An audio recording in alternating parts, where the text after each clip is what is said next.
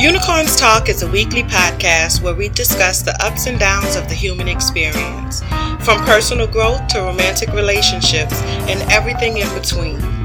This show is for life livers, life lovers, and life enhancers.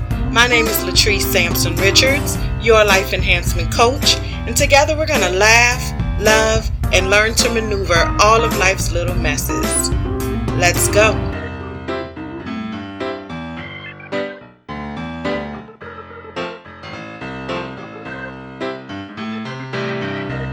Everybody, it's Latrice Sampson Richards here, your life enhancement coach, and you are tuned in to episode 14 of Unicorns Talk podcast. I am so excited to be here, y'all, and I know I say that every single week, but y'all have to know by now that I really am excited. Today, I feel like I am extra excited because I have another first for the podcast. I feel like every week I have a first, like something that is happening for the very first time. And so, or the first time on my podcast. And so today's first is I'm doing my very first interview. Yay! This weekend I had an opportunity to sit down with a young lady who is just so dynamic and so awesome, and y'all are going to fall in love with her and love her just as much as I do. And I'm really looking forward to sharing this. So today I have an interview with Miss Chelsea Brown. She is my very first interview in a new segment that I'm going to be doing here on the show called Conversations with the Unicorn, because she is absolutely a black unicorn. And if you're not sure what a black unicorn is, then you need to go to the website, theblackunicornproject.com, and you need to check it out and find out and enlighten yourself, okay? Because you are a black unicorn too, okay? And so after my interview with Chelsea, then I'm going to come back and do a feature today, which is going to be the high five. We're going to give a high five to Lil Jon. And I know some of y'all is thinking, what? Did y'all get the joke? That was my Lil Jon impression. What? And then I'm going to say, but he built a school in Africa. And then you're going to say, okay.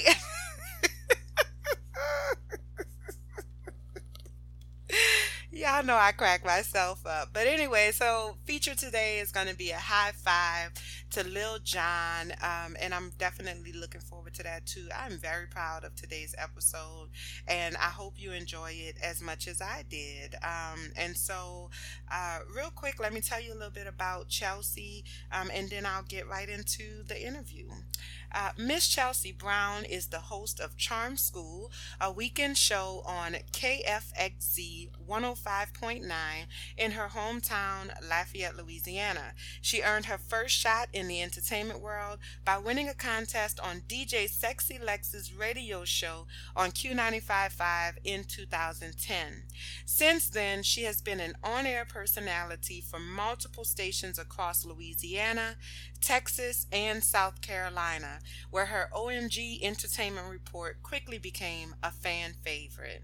She was the co-host of the local cable network show, The Jump Off Show. She's a DJ, event host, blogger, socialite on a budget, plus-size model, and still makes time to volunteer to be the coolest Girl Scout troop leader ever, because spending time with her 13-year-old daughter Cadence is always the most important thing on her to-do list. She has an affection for huge hair, vividly colored thigh-high boots, and cooks well enough to make you slap anybody but your mama. Chelsea hopes to use her platform to address, make aware, and bring change to issues that are faced daily in her community. So without further ado, here's my interview with Miss Chelsea Brown. And then following that, I'm going to do my feature of the day, High Five, featuring Lil Jon. Enjoy. Hi, Chelsea. How you doing today? I'm good, and yourself? I am good, girl. I'm good. I'm so excited to have you on the podcast today and to be interviewing you. I told you I think you are like thebomb.com. So I'm super excited for you to be here right now. Thank you. I'm Yeah. excited as well. I was nervous a little bit, but I said that's Trees. We good. We gonna be good. Yes, girl, it's just truth. It's just me. No need to be nervous at all. No need to be nervous. All right, so I want to, just talk really quickly, and we already talked about this, but I just want to verbalize for the people really quickly, like why I wanted to interview you, because when I'm very open about the fact that like this is my journey, like this is my like this podcast, all of this whole situation, this is my journey, and this is my my journey toward goal manifestation and like walking in my purpose. And so I started this journey a couple years ago, and you and I went to college together, but we didn't really have like a close relationship in college. It was kind of like I know who she is, but we're not like super super cool or whatever.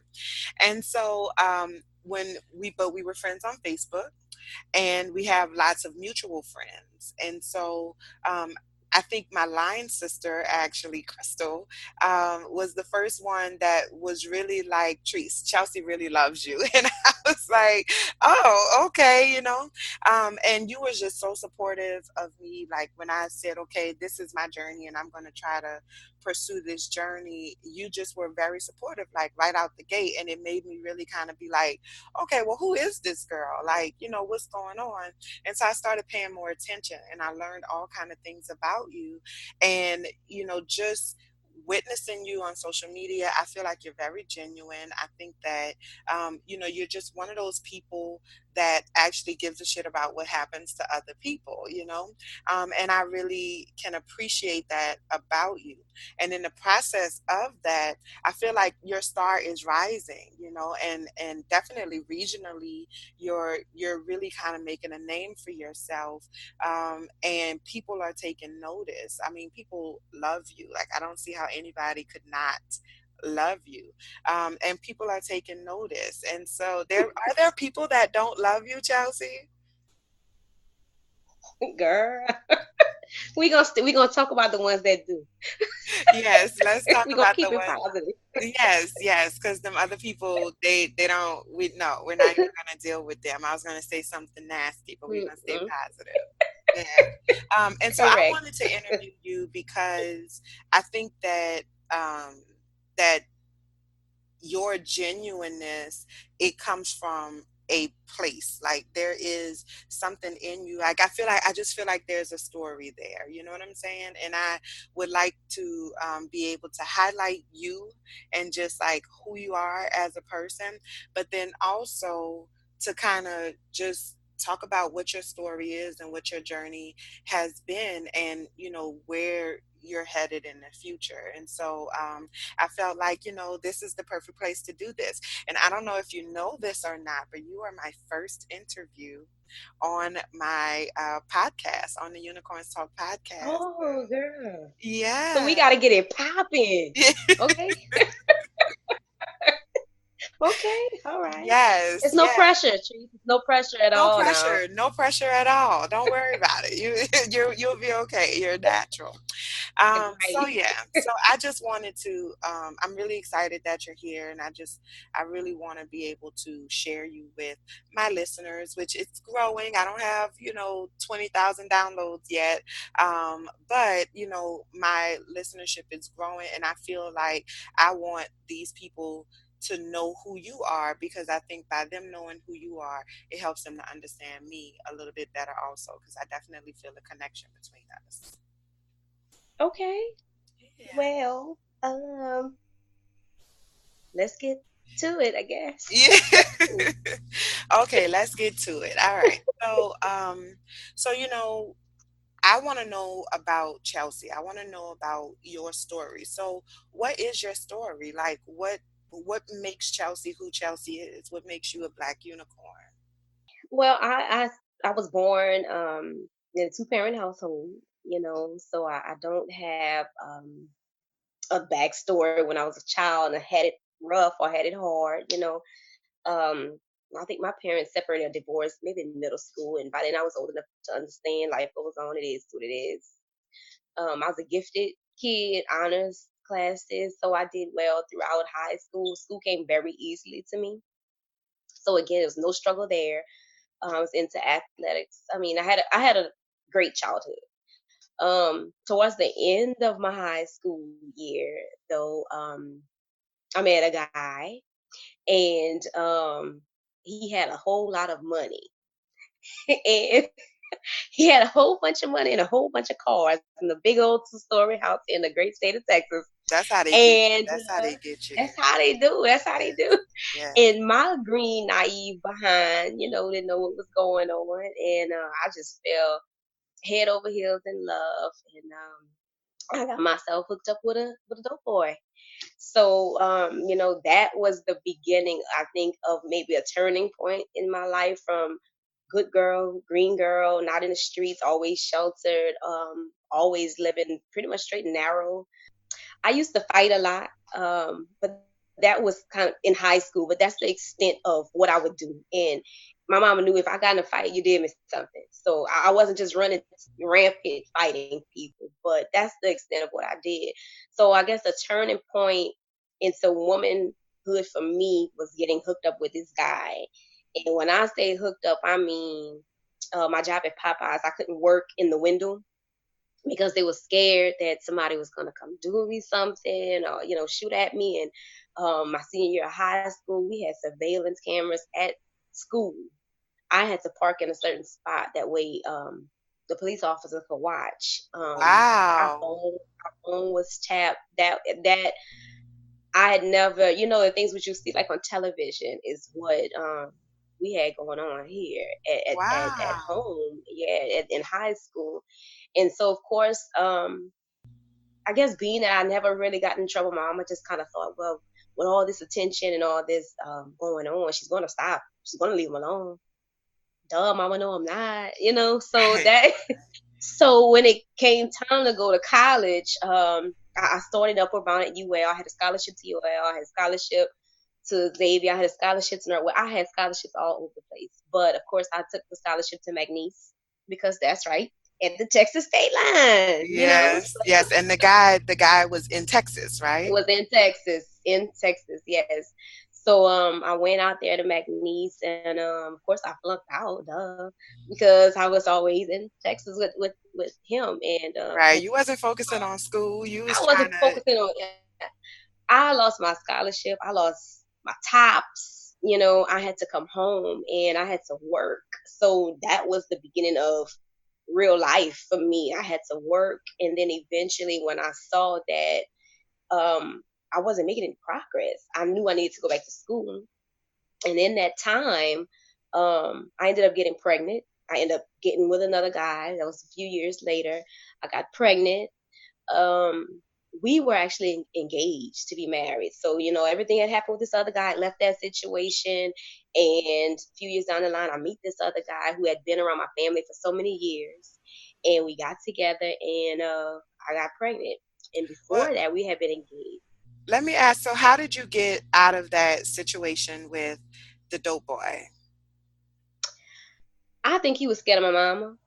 And I think He was scared when of your mama? oh He was yeah, the dope boy with the surveillance and the wiretapping, and he was scared of your mama. See, that's how black mamas do. That's how black. I was about to say, Trees, I have a black mama. Yeah. Okay. He was scared. I have a black with red lipstick and red fingernails. She's not to be played. Yes. Don't play with the Okay. red Don't lipstick and the no red ma'am. fingernails. We not So he having kind of was exactly. So he kind of was like, you know what, homegirl, that was that situation. so he And actually walked away from you. it helped that I came home and that I was out of the situation and I was back home because that made it harder for me to maneuver and get to him. But I guess the big chunk of the story I left out, even with that, I got pregnant for him. So I got pregnant for him, and that was kind of like the oopsie for everybody, for Right. him, for me, for my parents. I ended up terminating that pregnancy. I can't say I necessarily felt that that was the best thing to do because I think I was too immature to know. And being that I was under my mom's household and she was my that's who supported me. That's who I listened to and paid my bills. I just kind of went with the flow, and I don't think I was ready either way to have a child or to deal with the emotional, just what took place, the emotional toll that took place after having to terminate a pregnancy. It's not like I was asked about it. I was just kind Right. of, this is what we're doing. He's not there. You're not dealing with him, and this is what we're doing. And Looking back on it, so like looking back on it now and seeing where your life is now, do you feel like that was the best decision at that time? Or is it something, if you had it to do over again, would you do something differently?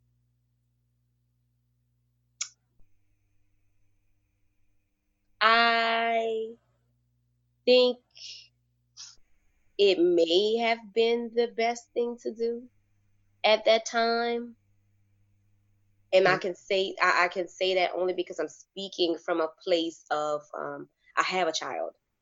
I have a child, and I know how to deal with a child, and so I know that it wasn't something that couldn't be handled. But I don't think I would have been able to deal with that at that time. So Right. So I so the guess decision was made and you didn't get to participate in that decision, but now as a woman with a child, with a daughter, no less, right? right. It sounds like, like you can understand to a certain extent how and why that was the right decision, but you also don't know if you would have made that decision again if you had known what you know now. Exactly. Yeah. And I know without a shadow of a doubt, I would do whatever I had to do to protect her, um, from a situation that I didn't feel was right, or that she was immature, or if I felt like she was being coerced, or manipulated to be in that situation. I'm gonna do what I gotta do, and I could care less how she feels about it. So I can definitely understand, but I think sometimes too, even as adults, not think, but as an adult, especially the parent, you make the best decision that you can make. And I can understand my mom making the best decision she thought, at that time. But I think a lot of times we take for granted the kids' feelings and emotions, and not even just right then and there, because I'm sure she's expecting me to be sad a little bit and cry, but you don't know how it's going to affect them long term. Yeah. And that I think nobody was prepared for that. The aftermath. No, I don't think anybody thought that far. Yeah. And that part of it is the part where, I don't know how, when you asked if I would do it again. I don't know because of that the emotional toll that it took on me afterwards. Yeah. So how long did it take you to get through that, and what was it that got you through that? God only. I am 35 now. This happened when I was 19 or 20. I've just gotten closure with it within the last 3 years. Wow. So it's not that I had just gotten over it, but I had to move on, and I'm just learning in this age now. And again, I have a child, so I need to, be a little more vulnerable and open so that she can communicate with me as well. So I had to change some things about myself, but I never really was the person just to be, emotionally just express my emotions. So it really didn't matter how I felt, I guess. I mean, it mattered, but I guess at that time it didn't matter how I felt because I still had to go to school. I still had to go to work. I still had a life to live. I couldn't walk around here boohooing and crying. So I didn't. I didn't, but I knew that it affected me because the second day afterwards, when I was able to drive, I remember driving myself to go, to the store. I had CVS was not far from my house, to go get my pain medicine, and a car was coming in the opposite direction, and I tried to just turn my car in front of them, just like hoping they would just hit me. And I, I know I didn't have control over the wheel. If it was my will, we wouldn't be talking today. So it didn't happen, and it kind of like shook me back into reality. Like, this is not what you trying to do. This is not what you need to be doing. Yeah, I think So that's so powerful. I think that, you made I think the story in and of itself is powerful, but then just like hearing you say, like, you're 35. This happened 15 years ago, right? And you're just now getting closure. And you still didn't even say like that you were over it. I don't think that that's something that you ever fully get over, but that you're just now getting closure with what happened, and the decisions that were made on your behalf and things like that. And I think a lot of times we don't consider, like you said, like we don't consider the long run. Like we just think about Mhm. right now in this moment, and not just with making a decision like, whether or not to terminate a pregnancy, but just in life sometimes. I think people, we don't always think about what's going to happen tomorrow, what's going to happen 3 weeks from now, what are the effects of the decision that I'm making today, whether that's a decision I'm making for myself or a decision that I'm making for my child. And so, Right.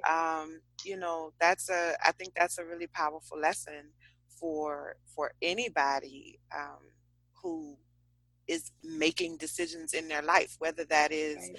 decisions about giving life, or if that's decisions about what steps they want to take or what direction they want their life to take. Yeah. Um, yeah, that's absolutely powerful. And so now you have a beautiful 13-year-old. She'll be 13 in 2 weeks. She'll be 13 in 2 weeks. And Yes. so, how has, that grouping of experiences that you had, even like growing up it sounds like you had a relatively solid childhood, right? Aside from your parents' divorce, which you were old enough to understand, so it didn't shake you, right? And so that, from going to that to like the girl of a a dope boy, to finding yourself um almost kind of being forced to have an abortion, and like the mixed feelings that come along with that. How does that impact the way that you parent, and how did that contribute to who Chelsea is today? I'm a single parent. And even with that, if you want me to go a little bit back on that, when I met my father's child, like I said, he had been around the family for a long time, so I knew of him. I was familiar with him, but we got together. As I said, we were engaged to be married, and I really thought that, oh, I had found real, like, this is love. This is love. It wasn't the puppy heads over heels. Like, this was true committed love. And you learn school, so I'm gonna work these two jobs, and I'm gonna contribute to the household. And when you done, it's my turn, and we gonna do this. And it was all good for a year and a half, and then I got pregnant, and then he chucked the deuce. So it's like that the anger and the hurt was just that much more intensified, because Right. I was like, well, hold on, I told you what happened before, and you were like, I'd never be that person, and now here you are, with the same things. So, And almost what even worse, right? Because I mean, I don't know, I can't speak for you and your experience, but I feel like if I were in that situation, I would feel like that's almost worse, because how you going to say you're ready to spend the rest of your life with me? Like, this is what you thought was going to happen when you spend the rest of your life with somebody. So then maybe now I'm questioning not only, who you are as a person, but what your motives were, because we about to get married, and why should me getting pregnant at this point in time be an issue? right? Yeah, I did question a lot of his thought process, but at the end of the day, when you're not dealing with a mature adult, or you're not on the same page, because I feel like he could have wanted to go, and he might have his reasons, but we still weren't on that level to sit down and discuss it or talk about it. And that helps. Even though I might be hurt, I'll get over it. But it's good to have closure. Most women just like closure, and I didn't have that. So it was no discussion. It was no, let's talk about this. It was no, did I do something that I can change and fix to make this right? It was no nothing. It was just this what it is. And the killing thing about that was both were at school. And when I say this happened like one Saturday night, he just decided. We got into it. And Monday or Tuesday we back at school, and he have a girl in his lap. So it's like, yeah, I'm walking around at the end of my pregnancy, big and full of baby, about to drop, and he's dealing with this one and dealing with that one. And I have to see this, while I'm at school, and you try not to act a fool, because when I'm pregnant, Stu is like, we grown, we're in college, we're grown, but that's a hard pill to swallow. Absolutely, absolutely. And so how did that, contribute to, who the woman that you are today? It made me realize that I could just handle so much more than I thought I couldn't. You don't ever sit down and think about all the bad things that could happen in your life, and then how I'm gonna handle it, how I'm gonna do this, and you're never really prepared for when something happens. And you know what? You see it all the time. It's not like I'm the first person this ever happened to. Right. It's just it's different when it's you, and you don't know how you're gonna react. And like I said, I used to fight a lot, so I kind of thought, oh, he messing over me. Okay, I'm gonna show him, and it wasn't like that at all. I was emotional. I was just really just hurt. I was crushed. I really was destroyed. And I kept thinking, okay, now I don't have a man. I'm gonna be pregnant. I'm gonna have this child. Who gonna want me? Like, who's gonna want me? So I had to deal with that. And I was working two jobs at this time. I was still in school full time. So it was a lot going on, but it made me so much stronger. And I say that I can look back and say it made me stronger. But at the time, that's not how I felt. Right. Because even though I was like, you know what, I'm doing this. Towards the end of my pregnancy, I'm like, you know what, I'm doing this. I'm doing this. I'm doing this by myself. I'm doing, like, we're gonna be okay. It still built up a lot of resentment in me and a lot of bitterness. And my pastor was the one who told me that later on after I had my daughter. He said he was just noticing a change in me, and he didn't want me to become a bitter old woman, and that I needed to try to work on that and nip that in the bud now. And so that was something I had to struggle to get over. So for 3 years, my child was like 3 years old, and I still was just angry and bitter and hurt and mean. I just was a horrible person, not so much just lashing out at people, but they say hurt people. Absolutely. And I didn't have anything for anybody. I just was, I'm doing me. I'm going to work. It's me and my baby. I ain't got time for no, that's how it still wasn't. Even after I had my daughter and I knew I was too old to be fighting, I didn't care, because you look at me wrong and we fighting. But that's where I was in my life. I was just, my head wasn't right. I was just mad, and I hadn't came to terms with everything that happened, and got that out. It's not like in my family we weren't a talking family or sit down with my mama. Mama, let me tell you what's going on. Let's discuss this. My mama always was a very, very, very strong woman. And I'm not saying that she looked at me as being weak, but I almost kind of took it as, if I'm like, well, mama, this, or, it's hurt my feelings, it would make me appear weak. And so that's not something I really ever displayed, was weakness or vulnerability. And so I had to be the strong woman and keep working, keep going to school, keep raising this kid. But I think it was a facade, you Mhm. know. And it took, like I said, only a couple of years ago to and not the 3 years with the other incident. And I say the 3 years because I ended up talking to the guy, and we spoke, and we're actually friends now. But he was able to tell me his side of what happened with the first pregnancy when he walked away, and that's why I said 3 years ago I got closure with that. But it's only been still a few years ago that I was able to know that how I was back then was a facade. That was something I Right. was putting on my guard and my shield, and that's not who I wanted to be. And I had to see that even in what I was going through, that was my strength, not afterwards being so abrasive with people. Yeah, absolutely. Absolutely. And, I think that you hit the nail right on the head when you talk about the facade and how a lot of times when we experience significant life events like that. I mean, that was huge for you in your life. I think that would be huge for anybody, but that was a major turning point in your life, especially after having already gone through all of the things that you had been through with relationships and things like that. And so I think when we go through these major events, a lot of times in our lives, we do kind of feel like we need to put on a facade. We feel like we need to pretend in order to be okay. It's almost like, you just kind of shut down and you get along in order to move along, Mhm. but it is important to come back. Like you said, for some people, it happens, earlier, or sooner, closer to the event.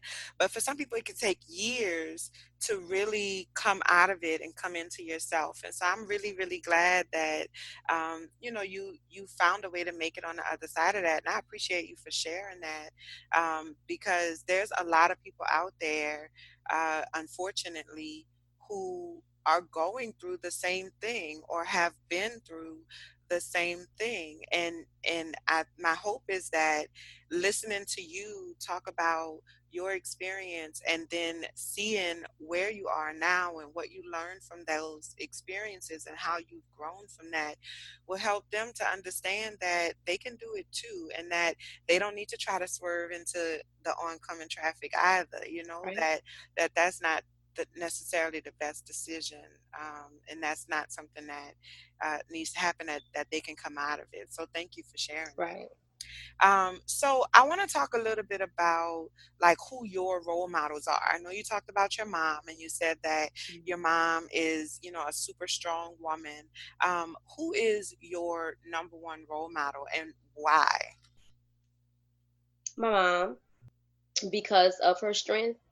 And again, now that I am older to be able to understand, and I have my own daughter, I can understand the decisions she made. I always thought she was really, really strict and really hard on us. And for a while, oh Lord, I couldn't stand her. I just couldn't stand her, Lord Jesus. And I would always tell her I was gonna run away. I was gonna run away. I was scared so God, she was gonna whip my butt when I came home. And I would always be like, when I'm 18, I'm like, baby, I'm out of here. And she'd be like, okay, okay, cool. But of course, when I was 18, I had no money. I ain't had nowhere to go. Where was I going? So that was very humbling in itself. Absolutely. But now I can look back and see her strength, because now I know the struggle, and I can see that a lot of the decisions she made and the way she, not even just with us, the way she carried herself, the way she still continues to carry herself. My mom can walk in a room and she doesn't do it on purpose, but you're going to pay attention. You're going to see her. You're going to, when she walks in, it's almost like you straighten up, you sit up straight. And she just has that presence about her, and she always did. And she's just the kind of person where you ain't gotta like me. It's okay, baby. But you're gonna respect. Like we gonna have this respect going on. Yeah. And I always did look up to that, and I would be like, oh man, I want to be like my mama. Even though I didn't like her, I thought I didn't like her at the time. It was just something about her, and I couldn't pinpoint what it was. But I was like she badass. I knew she was badass, and I think even when I was going through my struggles, and when I was pregnant, the one time I cried to her about it. I remember my car broke down. It was horrible. My car broke down. I was pregnant. I was going to school, and she had to end up. They towed my car, and I mean, I used to still try to dress cute, so I had some heels on. I was like 8.5 months pregnant. I had to walk all the way down to the little tow place on off campus and go to get my car. And she ended up coming to pick me up, and I cried and I cried and I cried. She let me for a little bit. She let me. She let me do my little thing, and then she said, "You finished?"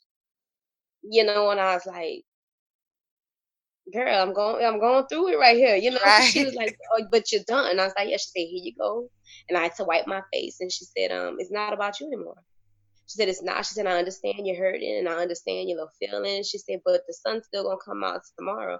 She said, "But it's not about you." She said, "And if you are not focusing on what you need to be doing to bring that child in the world, or evaluating your life and having things together to bring this child in the world, then like you ain't got time to sit here and cry." And that was the truth. I mean, after that, wipe that snot up, and that baby, that was it. It was no more tears, because that's what it was. I could sit here and wallow in my pity, or I can pull myself up out of bootstrap, because life still is going to go on. The bills still going to have to get paid. This child is still coming in this world. This child don't care if me and her dad together or not, or how I'm feeling. I still have to get myself together for her. And that's how my mom handled me. And I'm glad she did, because I think I would have just been, depressed and just wallowing in that for too long. But it's just, that's how she always did carry herself with strength. And she's not a very emotional person, which is not always good, but she's not a very emotional person, but she deals with facts. Even like if I call her today with something and say something to her, okay, she like, take your emotion. I don't want to hear that. I don't care if you don't like. I don't care if they hurt you. What happened? And it's you have to stick to the facts. And so she's very fact based, very open, and she deals with facts only. Like, she's very concrete. She's not. It's not.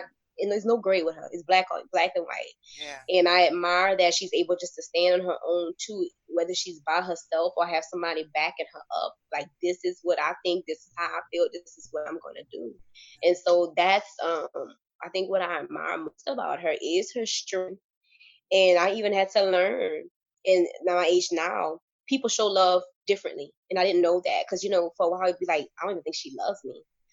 But her love language was giving, and that's how I am. And so I had to learn, well, that's how, even though she didn't say I love you, even though she didn't kiss us all the time, like, hey, I love you, she wasn't that mom. She still gave, and she still provided. And now I can look back and see when we were eating, or she may have taken us to McDonald's because it wasn't off. When we were eating a frozen pizza, and she would come and eat a piece of cornbread. She sacrificed for us to have, and that was her way of showing her love. And I couldn't see that then. So that's what I think I admire about her the most, is her strength in the different ways that she shows her strength. Yeah, absolutely. Absolutely. I love that. I love, just kind of the story of you coming to the realization of the different types of love, and understanding that even though it didn't look the way that you thought it should look, that doesn't mean that it wasn't there. Right, I think right. yeah, that's amazing. I love that. I love that. Okay, so I just have two more questions. If we were sitting here a year from now, which I'm going to claim it already, we will be sitting here a year from now, Okay. and we will be doing a follow-up interview a year from now. We're going to see if this goal manifestation that you're about to verbalize is actually will have happened by then, and see where both of us are at that point in time, right? But if we're sitting here a year from now, and we are discussing all of the successes that you've had over the last year, right? What is it that we will be celebrating? What will we be, taking note of? What will those accomplishments be? um Honestly, me making up my mind and staying on a steadfast course to actually see a goal come to fruition from beginning to end. Because I have a bad, horrible problem with, I mean, I have so many ideas, and I'll start it and I don't finish it. And I have been thinking about that lately, even with my daughter, when I be complaining, you never did this, you didn't finish this. I do it, and that's something I'm kind of struggling with right now. And I'm always thinking, like, oh my God, I'm 35 and I still don't know what it is that I want to do. And I'm getting older.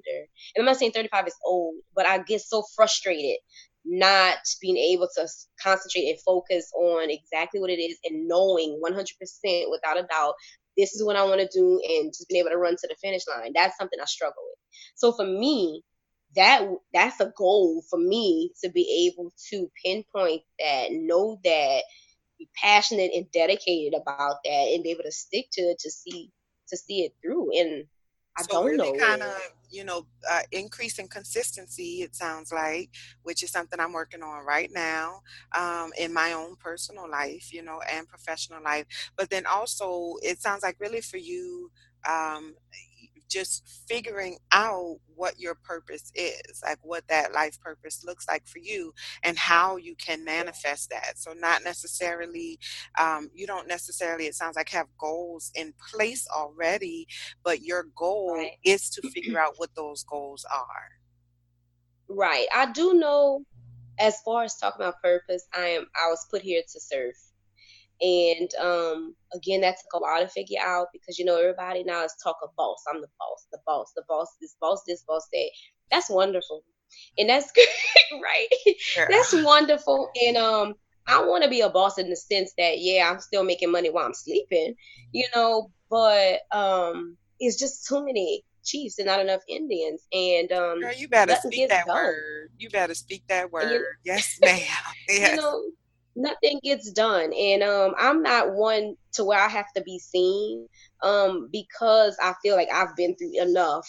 I feel like when I'm helping people, like what you said before, somebody needs help. If I can, I'm helping you.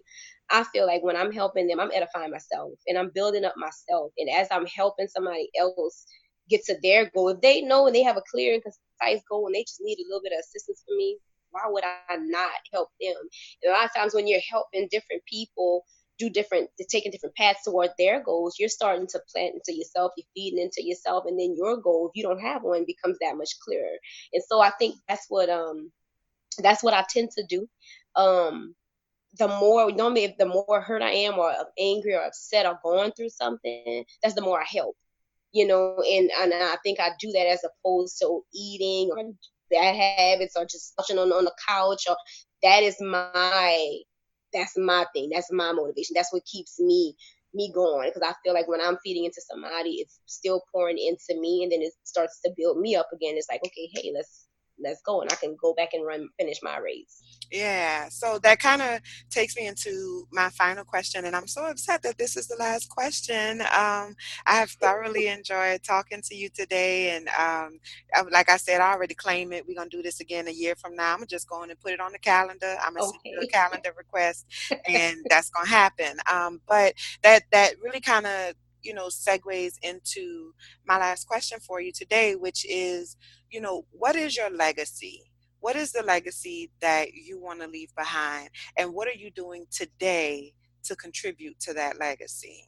Ultimately, I want to have my own nonprofit organization dealing with young ladies, young girls coming out of college, excuse me, high school and college, to transition into the real world, be it college or technical school or skills or into family life. I want my own nonprofit, just being able to help them with their resources, whether it be applying for food stamps or scholarships, grants, whatever, interview skills. I needed somebody to help me because that was the time in my life that I had the most struggle in my life, and that is ultimately what I want to do. So right now, I tend to touch girls. Like I'm normally dealing with something where is dealing with young girls, middle school, high school girls. I do a lot with Northside High, very closely with them. We just finished up with homecoming. I helped the homecoming course, so I got to know them. There's L Viking there, and it's an intimate group of girls, just touching and meeting them once a month. It gets a little personal where not the guidance counselor, but it's somebody outside of the teacher where they can still speak to me. I can still mentor them. I can still talk to them. And so I think that is what I'm starting to do as far as my legacy. And actually next summer, my best friend and I have is going to be in Ngozi Girls. So that's our own group that we're starting. I started with Girl Scouts. There was not an all black troop out here. My daughter was the only little black girl in our Girl Scout troop, and she was a lot of times left out. And I became a troop leader. So now I want to start my own thing, not per se just following what's mainstream, but different things. I want to show them the arts. We have an African dance teacher coming from New Orleans who's going to help them. We want to show them about meditation. We have a hip hop guys coming in. We have a artist coming in, a black artist in the area coming in. So we just want Wow. to kind of show them culture outside of the norm that they may not get, and we especially want to gear it towards the parents that cannot afford to send them to, the Acadiana Center for the Arts that's $200-300 a week. We don't want it to be that, and these kids are missing out on that. So slowly but surely, we're just touching girls here and there. And I'm the person, if all I made an impact on was one person, that person went on and they said, she helped me, or I was in this point, or I wanted to kill myself, or I felt like giving up, but I got with her or seen her or spoke to her and I didn't. Girl, I'm good. Yeah. I'm good. So right now I'm just touching here and there, touching, a lot of times parents, I'll be in the store and they'll come up to me, my daughter was telling me, my daughter, and I'll be like, I don't do it for attention.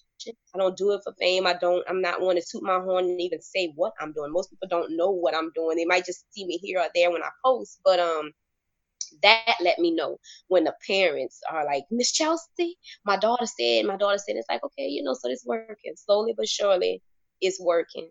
So Absolutely.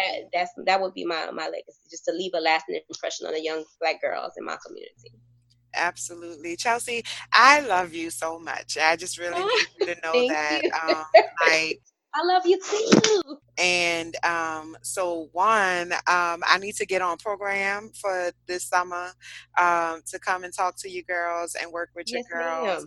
ma'am. I'm for real. I need to get on program. Okay, so Yes. that's one.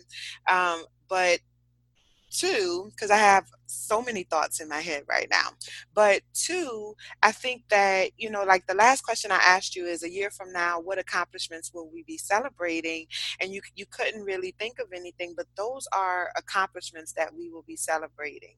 These are things that you have coming up, things that you've already lined up that are in fulfillment of what you've already acknowledged to be your life purpose, Right. that are manifesting, like you're putting in the work in order to manifest those things. And we can celebrate the fact that you created something, you had an idea and you created it, and you were of service as a result of creating that, and I know that offline, I mean, I'm not going to go into it a whole lot, but offline we had a conversation about, your struggle in terms of seeing the light that you provide to the world, and owning that light. And I think that was a perfect illustration of, your struggle in seeing that light and owning that light. And so my hope for you is that you will see yourself as brightly as the rest of the world does. People love you. You know what I'm saying? Like, Yeah. people love you. And it's because of who you are, and that is worth celebrating, if nothing else. And I mean that, like, for real, you know what I'm saying? Because I just, it is important to me, my purpose, I believe, is to help you get to your purpose. And that's you, meaning whoever listening, whoever is under the sound of my voice at this particular moment. My purpose in life is to help you get to your purpose. And I do believe that a big part of your purpose is to shine. And so you have to be able to acknowledge that and accept that for what it is. You shine whether you're trying to or not. And that is a gift. Not everybody has that. That is a gift. And it's, I think, definitely one of your superpowers. And so, Okay. I am so I excited. claim it. Yes, please claim that. And so I just want to say again, I appreciate you so much for, just being willing to sit down and do this interview with me. And this is our first official working together situation thing, but it is absolutely not going to be the last, because I do believe that, our vision and well, I'm going to help you create your vision. We're going to work on that, because that's what I do for a living, girl. That's what I do.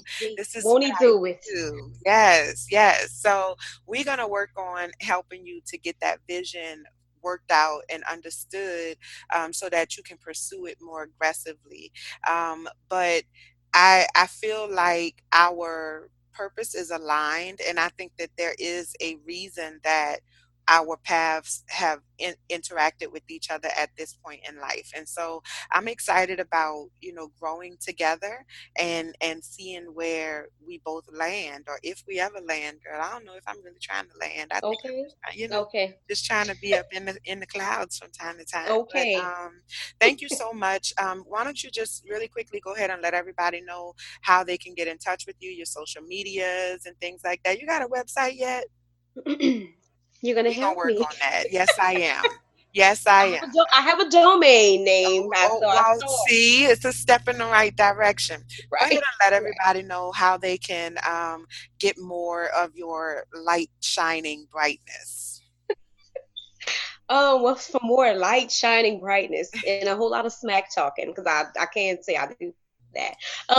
You can reach me on all social media outlets at Please Say the Miss. That is PLZSAYTHEMISS. That's Facebook, Instagram, and Twitter because I am not on Snapchat. I'm not on Snapchat either. Snapchat I don't bothers me. understand I don't it. really I don't understand understand Snapchat. Yeah. it. So, yeah. And I'm going to make sure that I put links in the description box for how to get in touch with Chelsea. If you want to support any of the events that she has and her, I love the black brownies. I am so excited about that. And so like for real, I'm so excited about that.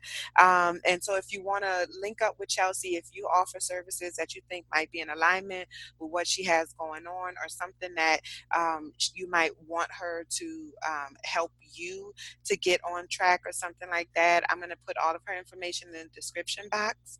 And me and Chelsea are going to do some stuff again real soon. I'm looking forward to it and I'm claiming it. I Claiming. claim the girl. Hallelujah. Thank you for having me, Trees. Thank you. Thank you.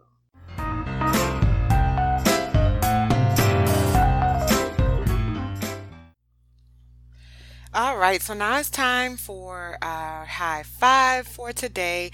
And today's high five goes to Lil Jon, who, if you have not heard, if you've been under a rock for the last week or so, it was announced last week that Lil Jon actually contributed to help build a kindergarten school in Ghana, West Africa. And so I really like, good job, Lil Jon. I've always been a Lil Jon fan. Don't let the cute face fool you. Okay, the girl got a little ratchet in her from time to time. But I remember in college, we used to get our whole entire life to a little bit of Get Low, and I know some babies that have been made off of that collaboration he did with Usher, Lovers and Friends, I think it was called. So I am a Lil Jon fan, and I've always been a Lil Jon fan. But I feel like, now I just really am looking at Lil Jon in a completely different light. And so, high five to Lil Jon for stepping up and doing what needed to be done to not just talk a good game, but to actually, put your money where your mouth is, literally, and step up and build that school for those kids in Ghana, West Africa. I mean, high five, Lil Jon. You know what? I actually kind of feel like today I want to give Lil Jon like a double high five. Like, good job, Lil Jon. I appreciate all of the work that you're doing. And actually, head over to the website, theblackunicornproject.com, and on Wednesday, Wealthy Wednesday, we are going to have an article is going to be released by a brand new writer for the website. Y'all, I'm getting my shit together a little bit at a time, but we have a brand new writer, a beautiful, beautiful sister, very, very talented, Deidre Creative Soul Gant. She's going to be writing a piece, or she has actually written a piece, three takeaways from Lil Jon's African philanthropy. And so that's going to be released on Wednesday morning on the website, theblackunicornproject.com. The website will be in the description, so make sure y'all head over there and check it out. And yeah, good job, Lil Jon. Hopefully more people will get in line to follow behind his footsteps like they did with his music. Okay, no shade, no tea. So yeah, good job. All right, so that's all I got for y'all today. Thank you so much again for tuning in. I really appreciate all of the love and the support. Make sure that you download, like, subscribe, share, leave a comment, rate. Let me know what you think. Let your friends and family know what you think. If you like what you heard today, please share me with the world. That is the best way that you can help. Share me with the world, okay? You can hit me up on Facebook, Instagram, and Twitter. So I'm actually working on getting like some stuff specifically for the podcast. So you can reach me directly on Facebook and Instagram at Latrice Sampson Richards, and on Twitter at L Sam Richards. And now Unicorns Talk Podcast has a Twitter home of its own. So you can check me out or check out the podcast, get updates on what's going on, talk to talk to me about it. You know what I'm saying? And that's going to be at Unicorns Talk Pod on Twitter, and then Facebook is soon to come, as well as Instagram. Okay, so I'm working on it, y'all, a little bit at a time. I'm getting there, and I appreciate y'all for being so supportive and for taking this journey with me. All right, and as always, if you need some help, if trying to get your life together, or if you've been through any of the things that Chelsea discussed, like in her interview, like she's been through some real life things, and there's a lot of us out there and out here who are going through very similar things, and we're struggling to see the light at the end of the tunnel. And so, my job is to help you get there. My purpose is to help you get there. So if you need some help, give me a call, or rather shoot me an email, support at latricesampsonrichards.com. And until next time, be well.